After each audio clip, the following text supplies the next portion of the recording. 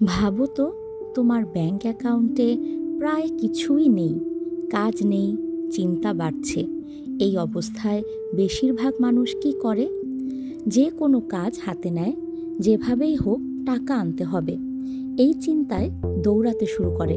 কিন্তু Steve jobs তখন ঠিক উল্টো কাজটা করেছিলেন। তিনি বলেছিলেন, যখন আমার যথেষ্ট টাকা ছিল না, আমি টাকা উপার্জনের জন্য ছুটি নিই, বরং আমি শান্ত হয়ে ভাবতে বসেছিলাম।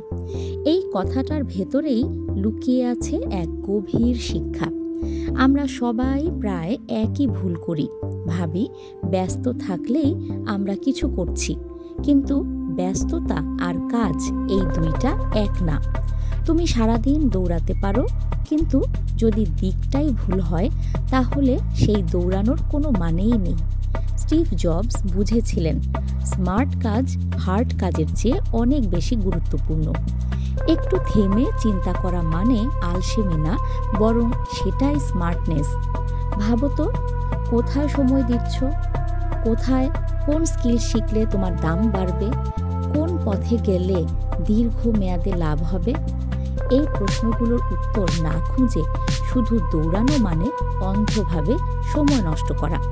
ভুল পথে দ্রুত দৌড়ানোর চেয়ে সঠিক পথে ধীরে চলা অনেক ভালো। টাকা আসবে, কিন্তু আগে মাথা ঠান্ডা রাখো, নিজেকে জানো, নিজের শক্তি চিনো, একটা পরিষ্কার ভিশন তৈরি করো।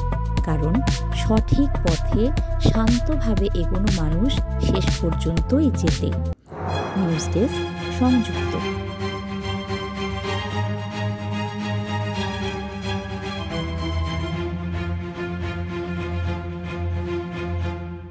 সাবস্ক্রাইব করে সংযুক্তের সঙ্গে থাকুন।